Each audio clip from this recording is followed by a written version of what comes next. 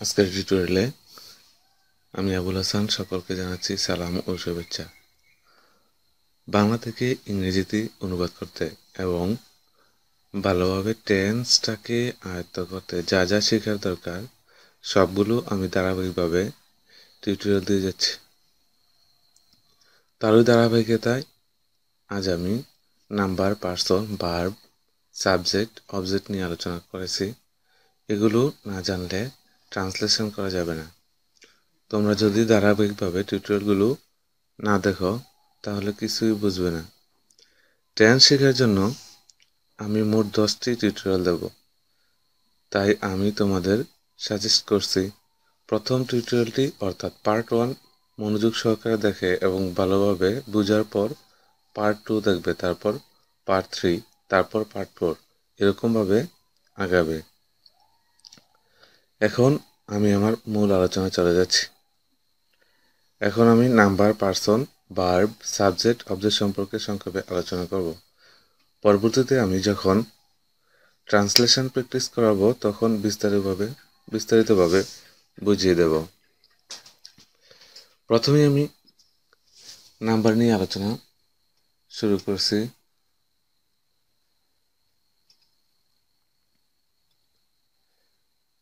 Number দুই প্রকার। প্রথমত সিঙ্গুলার নাম্বার, যে ওয়ার্ড দ্বারা একটি মাত্র ব্যক্তি, বস্তু, প্রাণী, স্থান বা অন্য কিছুর নাম বোঝায় তাকে সিঙ্গুলার নাম্বার বলা হয়। যেমন আরিফ, কলমটি, একটি কম্পিউটার, হোমনা ইত্যাদি ইত্যাদি।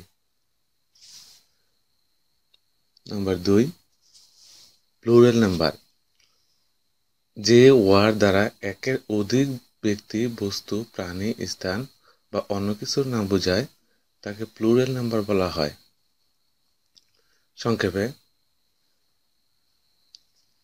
প্লুরাল নাম্বার হচ্ছে এমন একটা শব্দ যা দ্বারা একাধিক সংখ্যা বোঝায়। যেমন আমরা, ছাত্রছাত্রীরা, শিক্ষকগণ, কলমগুলো ইত্যাদি ইত্যাদি। এরপর আমরা আলোচনা করব পার্সন নিয়ে। পার্সন হচ্ছে 3 প্রকার। ফার্স্ট পার্সন হচ্ছে আমি, প্লুরালে আমরা, অর্থাৎ আই, উই। সেকেন্ড পার্সন হচ্ছে তুমি বা তোমরা, যেমন ইউ। থার্ড পার্সন আমি, তুমি ছাড়া এই পৃথিবীতে যত ধরনের পার্সন আছে সবগুলো হচ্ছে থার্ড পার্সন। যেমন জাহিদ, হি, দে, পিন। মনে রাখতে হবে আমি হচ্ছে ফার্স্ট পার্সন, তুমি সেকেন্ড পার্সন, আমি তুমি ছাড়া এই পৃথিবীতে যত ধরনের পার্সন আছে সবই third person.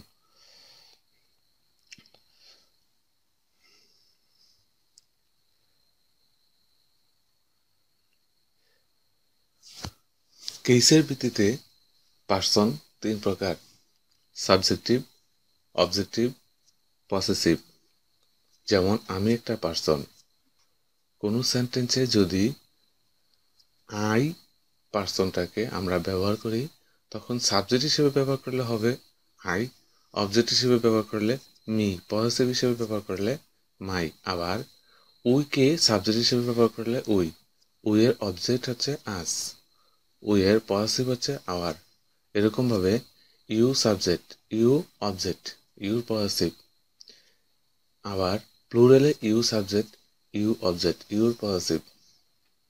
He, him, his, she, her, her, they, them, their, জাহিদ, জাহিদ, জাহিজ। অর্থাৎ যখন কোনো ব্যক্তি বা বস্তুর নাম থাকে তখন নামটাই হচ্ছে সাবজেক্ট, আবার ওই নামটাই হচ্ছে অবজেক্ট। আর ওই নামটাকে পসেসিভ করার জন্য আমরা একটা অ্যাপোস্ট্রফি এস ব্যবহার করি। নাম্বারের ভিত্তিতে প্রতিটি পার্সন 2 প্রকার: সিঙ্গুলার নাম্বার, প্লুরাল নাম্বার। যেমন আই সিঙ্গুলার, আইয়ের প্লুরাল হচ্ছে উই। আবার অবজেক্টে মি সিঙ্গুলার, মি এর প্লুরাল হচ্ছে আস। ইউ, যখন ইউ দ্বারা তুমি বোঝানো হয় তাহলে তখন ইউ হচ্ছে সিঙ্গুলার, আবার ইউ দ্বারা যখন তোমরা বোঝানো হয় তখন ইউ হচ্ছে প্লুরাল। এরকমভাবে হি সিঙ্গুলার, হি এর প্লুরাল হচ্ছে দে, সি সিঙ্গুলার, সি এর প্লুরাল হচ্ছে দে।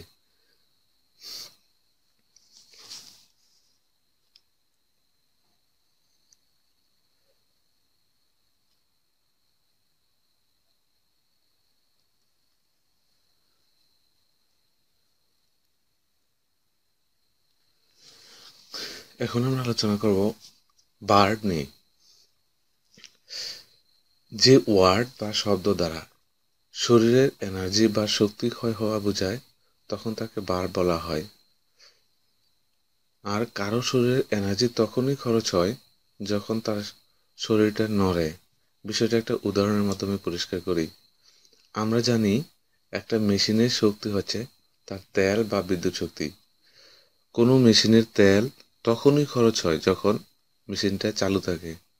আর যখন মেশিনটা চালু থাকে তখন আমরা যদি লক্ষ্য করি তাহলে দেখতে পাবো মেশিনটার কোনো না কোনো অংশ নড়তেছে বা কাঁপতেছে।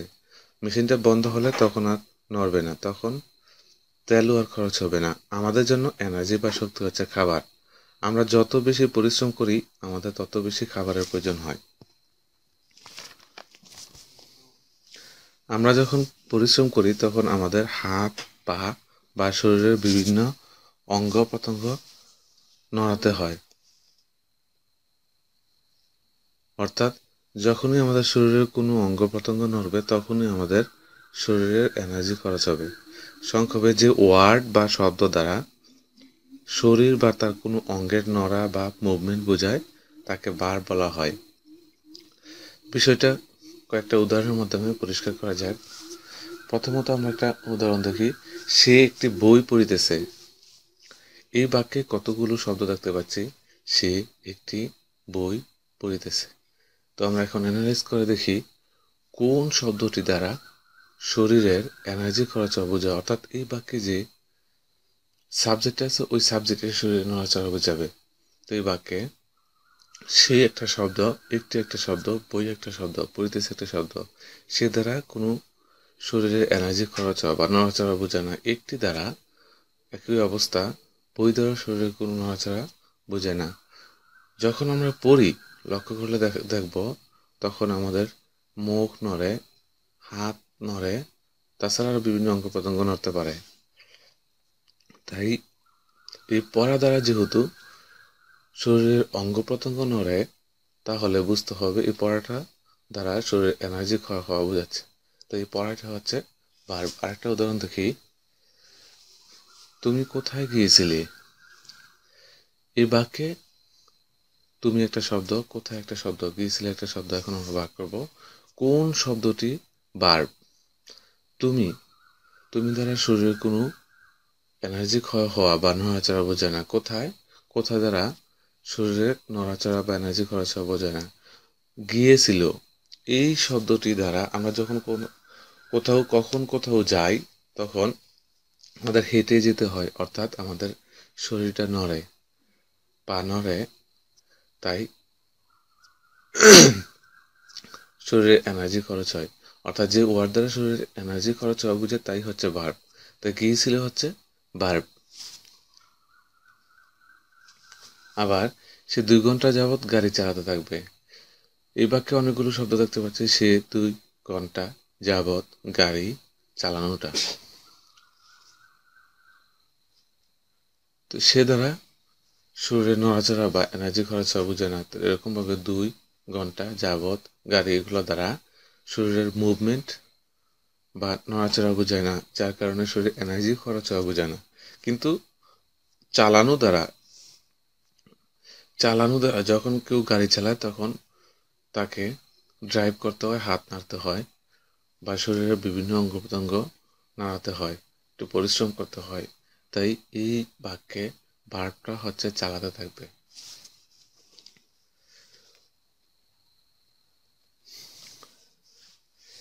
এখন আমরা আলোচনা করব সাবজেক্ট নিয়ে। এই জায়গায় আমি সাবজেক্ট নিয়ে বিস্তারিত আলোচনা করব না, শুধু একটা বাক্যে কিভাবে সাবজেক্টটাকে বের করতে হয়, অর্থাৎ কোনটি সাবজেক্টটা বের করার বিষয়ে আলোচনা করব। সাবজেক্ট বের করার জন্য বার বা ক্রিয়াকে কে বা কারা দ্বারা প্রশ্ন করতে হয়। একটা বাক্যের ক্রিয়াকে কে বা কারা দ্বারা প্রশ্ন করলে যে উত্তর পাওয়া যাবে, ওই উত্তরটা এই বাক্যে যে শব্দটার সাথে সামঞ্জস্য থাকে, ওই শব্দটাই হচ্ছে সাবজেক্ট। তো বিষয়টা একটা উদাহরণের মাধ্যমে দেখি। এই বাক্যে খেলাটা হচ্ছে ক্রিয়া বা ভার্ব, কারণ যখন আমরা খেলি তখন আমাদের শরীর নাড়াতে হয়, হাত নাড়াতে হয়, পা নাড়াতে হয়। তো খেলাটা হচ্ছে ভার্ব। এবার খেলাটাকে যদি কে দ্বারা প্রশ্ন করি তাহলে প্রশ্নটা হবে কে খেলিতেছে। কারা দ্বারা প্রশ্ন করি তাহলে প্রশ্ন হবে কারা খেলিতেছে। কে খেলিতেছে এই বাক্যে সব যে উত্তরটা আমরা পাই তা হচ্ছে আরিফ। কে খেলিতেছে? আরিফ। কারা খেলিতেছে? আরিফরা। যদিও আরিফরা সবচেয়ে বেশি মিলে আরিফ। কে অথবা কারা দ্বারা প্রশ্ন করলে যে উত্তরটা সবচেয়ে বেশি মিলে ওইটাই হচ্ছে সাবজেক্ট। তাই এই বাক্যে ক্রিয়াকে কে দ্বারা প্রশ্ন করলে উত্তরটা হবে আরিফ। তাই আরিফটা হচ্ছে সাবজেক্ট। তুমি আমাকে এক গ্লাস পানি দাও, এই বাক্যের ক্রিয়াটা হচ্ছে দাওয়া। অর্থাৎ কেউ কোনো কিছু দিতে গেলে তার হাত বাড়াতে হয় বা এগিয়ে যেতে হয়, অর্থাৎ তার শরীরটা নড়ে বা শরীরের কোনো অঙ্গ প্রত্যঙ্গ নড়াতে হয়। তাই দাওয়াটা হচ্ছে ভার্ব। আবার এই দাওয়াটাকে কে দ্বারা প্রশ্ন করলে প্রশ্নটা হবে কে দাও, বা কারা দ্বারা প্রশ্ন করলে প্রশ্নটা হবে কারা দাও। যে উত্তরটা এই বাক্যে সবচেয়ে বেশি মিলবে তা হচ্ছে তুমি। কে দাও উত্তর হয় তুমি, কারা দাও উত্তরটা হয় তুমি। তাই তুমিটা হচ্ছে সাবজেক্ট। আবার আমরা সকালে ঘুম থেকে উঠি, এই বাক্যে বার বা ক্রিয়াটা হচ্ছে উঠা, কারণ উঠতে গেলে আমাদের শরীর নাড়তে হয়। যখন আমরা বিছানা থেকে উঠি তখন আমাদের সারা শরীরই নড়াতে হয়, অর্থাৎ শরীর নড়লেই এনার্জি খরচ হওয়া বোঝায়। এনার্জি খরচ হওয়া বোঝালেই তাকে বার বলা হয়। এবার বারটিকে কে বা কারা দ্বারা প্রশ্ন করলে প্রশ্নটা হবে কে উঠি বা কারা উঠি। তো এই বাক্যে এই প্রশ্নটার সবচেয়ে বেশি সামঞ্জস্যপূর্ণ উত্তর হচ্ছে আমরা। কে উঠি উত্তর আমরা।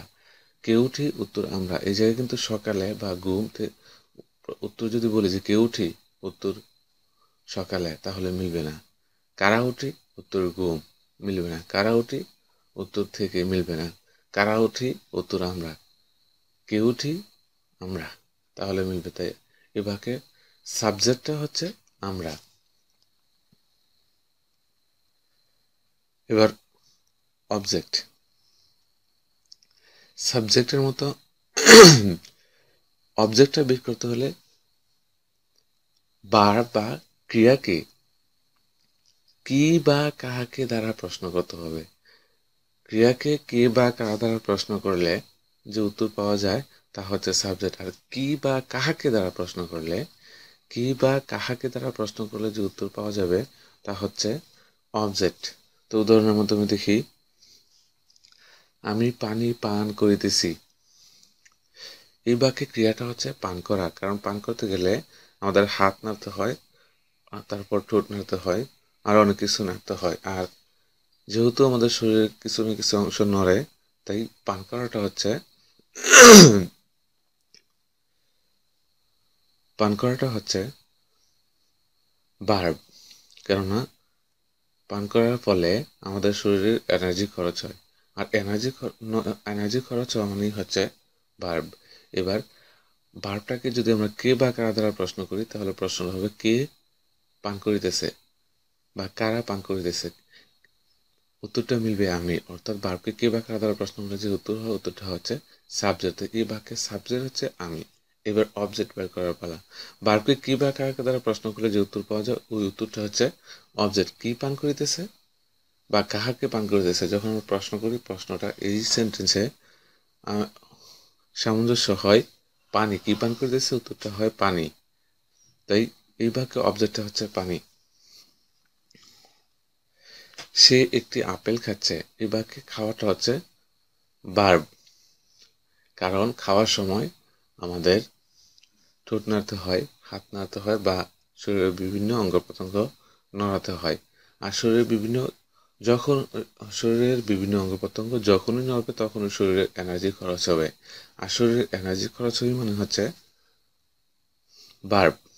এবার ভার্বটিকে কে বা কার দ্বারা প্রশ্ন করলে প্রশ্নটা হয় কে খাচ্ছে বা কারা খাচ্ছে। যে উত্তরটা এই বাক্যে মিলে তা হচ্ছে সে। কে খাচ্ছে? উত্তর সে। কারা খাচ্ছে? উত্তর সে। তো এই বাক্যের সাবজেক্ট হচ্ছে সে। আবার যদি কি বা কাহাকে দ্বারা প্রশ্ন করি প্রশ্নটা হবে কি খাচ্ছে বা কাহাকে খাচ্ছে।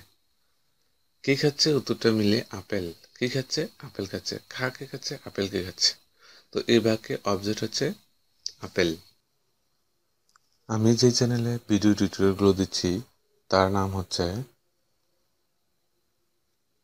English grammar tutor. চ্যানেলটির অ্যাড্রেস হচ্ছে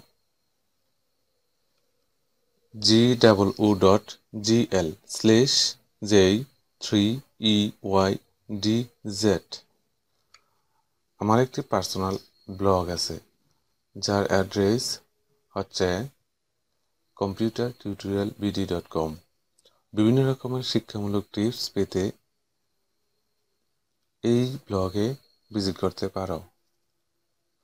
আমার টিউটোরিয়ালগুলো মূলত তাদের জন্য যারা ইংরেজি গ্রামারে দুর্বল। তোমরা যদি ধারাবাহিকভাবে আমার টিউটোরিয়ালগুলো অনুসরণ করো তাহলে আমি আশা করি তোমরা ইংরেজি গ্রামারের দুর্বলতা কাটিয়ে যথেষ্ট দক্ষ হতে পারবে। আমি ক্লাস 6 থেকে এইচএসসি পর্যন্ত ইংরেজিতে যত রকমের গ্রামার আছে সবগুলোর ধারাবাহিকভাবে ভিডিও টিউটোরিয়াল দেব।